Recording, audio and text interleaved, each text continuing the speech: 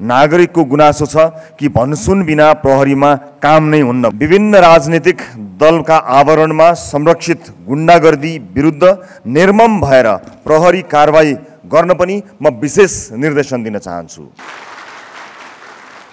भ्रष्टाचारमा शून्य सहनशीलताका निम्ति व्यवहारमा लागू गर्न पनि म प्रहरी महानिरीक्षकज्यूलाई निर्देशन समेत दिन चाहन्छु। सरुवा बढुवाका लागि नेताहरूको घर धाउनुपर्ने बाध्यताको अन्त्य गरी मापदण्ड कार्य सम्पादनको मूल्याङ्कनको आधारमा बढुवा र सरुवा गराउने व्यवस्था कडाइका साथ पालना गरिने। प्रहरी प्रधान कार्यालयमा कार्यरत कर्मचारीहरूका लागि आवास गृह छैन, स्केलमा पाउनुपर्ने सामानहरू समयमा तोकिए बमोजिम पाउन नसकेको अवस्था र महँगी अनुसारको रासनको व्यवस्था नहुने अवस्थाको अब अन्त्य गरिनुपर्छ र म यसमा प्रतिबद्ध छु।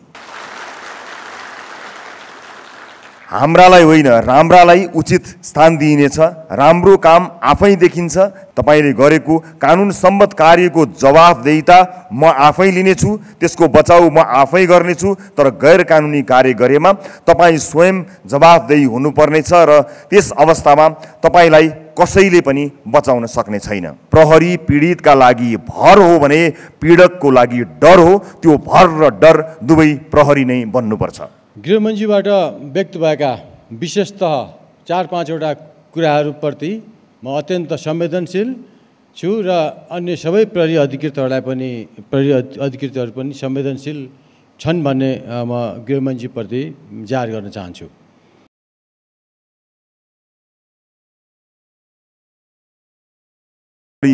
वरिष्ठ उपरीक्षकज्यूहरू र उपस्थित सम्पूर्ण सिनियर प्रहरी अधिकृत, जुनियर प्रहरी अधिकृत तथा जवान साथीहरू, सर्वप्रथम आज मलाई यस नेपाल प्रहरीको यस्तो पवित्र सङ्गठनको प्राङ्गणमा स्वागत गरी यस कार्यक्रमको आयोजना गर्नुभएकोमा प्रहरी महानिरीक्षकज्यू लगायत सम्पूर्ण प्रहरी अधिकृतज्यूहरूप्रति हार्दिक आभार व्यक्त गर्न चाहन्छु।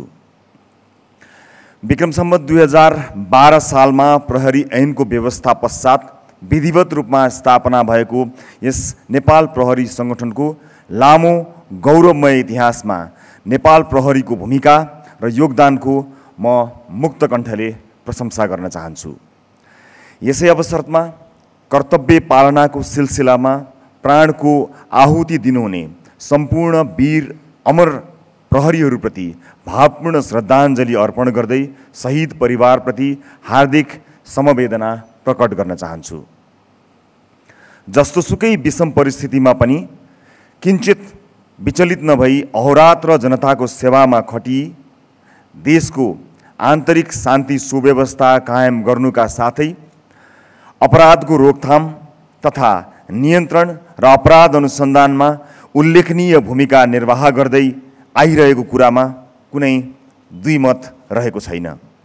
यस सङ्गठनको निर्माण र उच्च छवि बनाउन योगदान दिनुहुने सम्पूर्ण पूर्व प्रहरी अधिकृतज्यूहरू र बहालवाला प्रहरी अधिकृत तथा जवानहरूप्रति म उच्च सम्मान प्रकट गर्न चाहन्छु।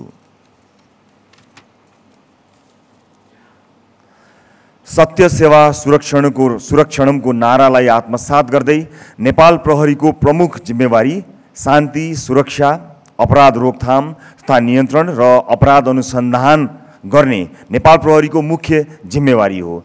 यस सङ्गठनको विकास र विस्तार तथा प्रहरी कर्मचारीको वृत्ति विकास गर्ने कार्यमा पूर्ववर्ती सरकारहरूले के कति प्राथमिकता गरे र ती प्राथमिकतामा परेन मलाई त्यति थाहा भएन, तर अब पक्कै पनि प्राथमिकतामा पर्नेछन् भन्ने म विश्वास दिलाउन चाहन्छु।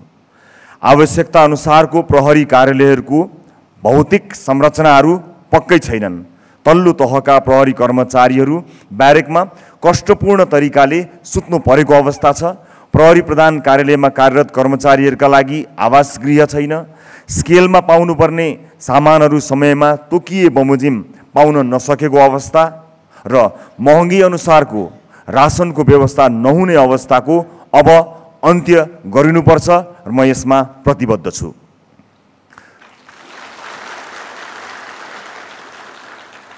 प्रहरीलाई प्रविधि मैत्री बनाउन आवश्यकता अनुसार साधन स्रोतको व्यवस्था गरिनुपर्छ।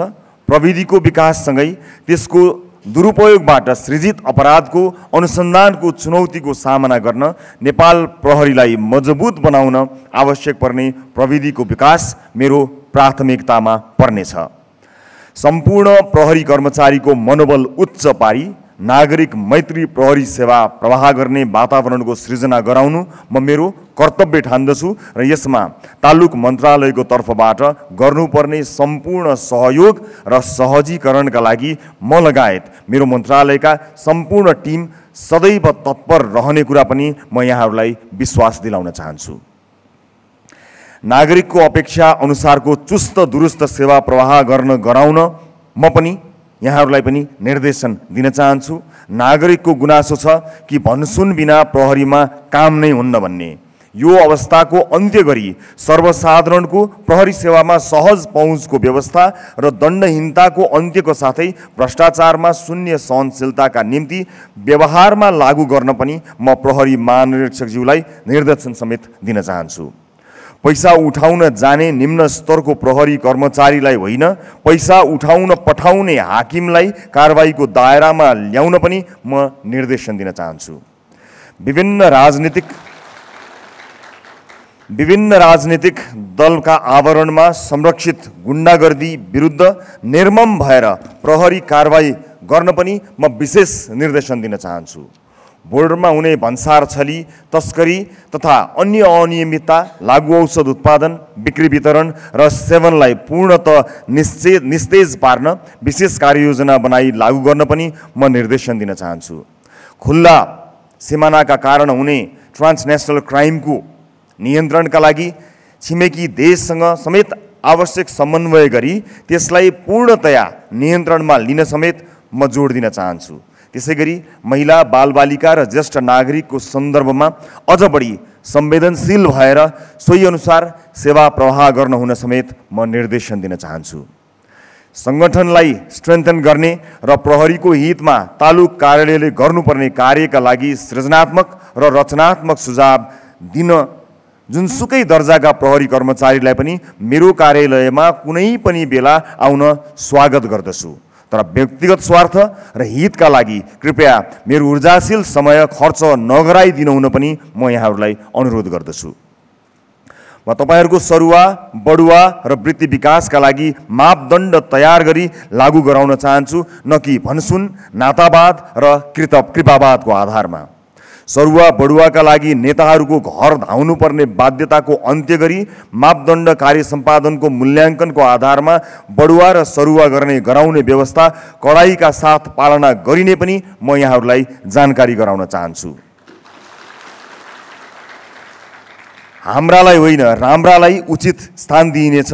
राम्रो काम आफै देखिन्छ, त्यसलाई कुनै सामाजिक सञ्जालबाट प्रचार गरिरहनु पर्दैन।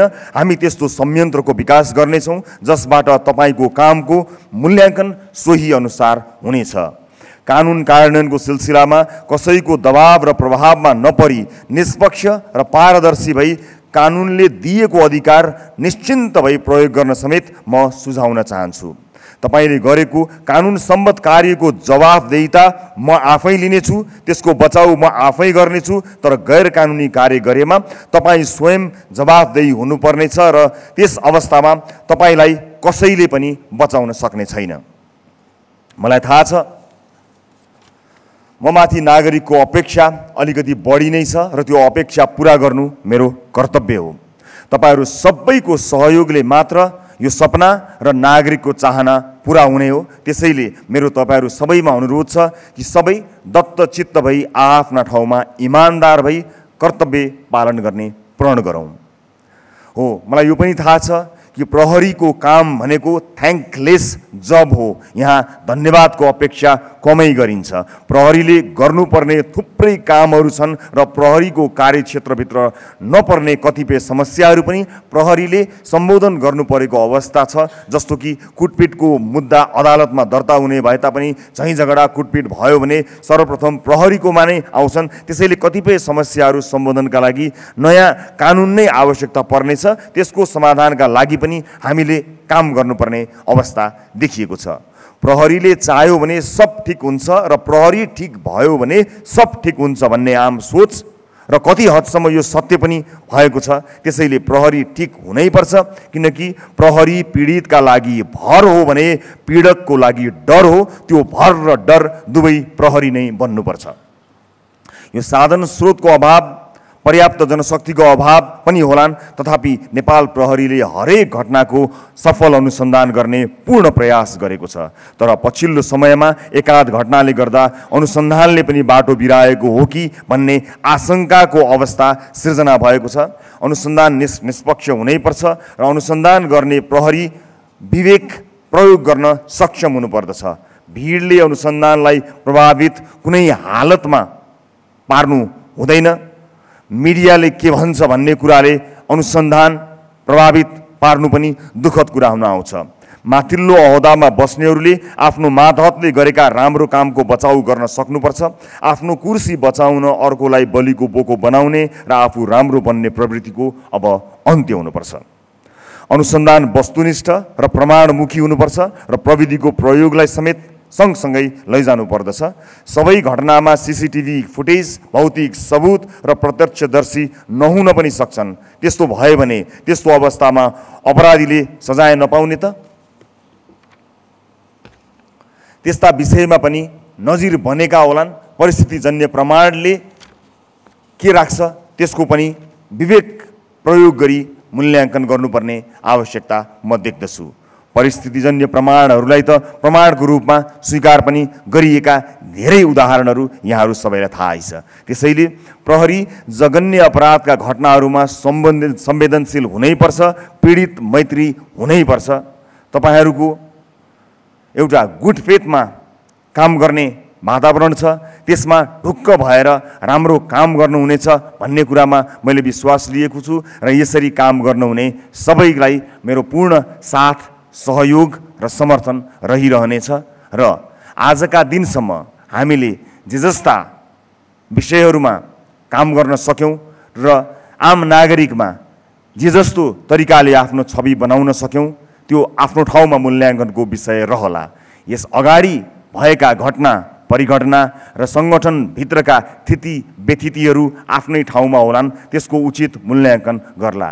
तर अबका दिनमा, आउने दिनमा खराब भएका सम्पूर्ण स्थितिहरूलाई ठिक गरेर सही मार्गमा जानको निमित्त हामीलाई ढिला भएको छैन र मन्त्रालयका तर्फबाट सही ढङ्गमा जानका निमित्त आवश्यक पर्ने सम्पूर्ण साथ र सहयोग प्राप्त हुने कुराको पनि विश्वसनीयता यहाँहरूलाई दिन चाहन्छु र यो कार्यक्रमको आयोजनाका लागि पुनः एकपटक यहाँहरू सबैलाई धन्यवाद दिँदै मेरो भनाइ यहीँ टुङ्ग्याउँछु। नमस्कार। जय नेपाल।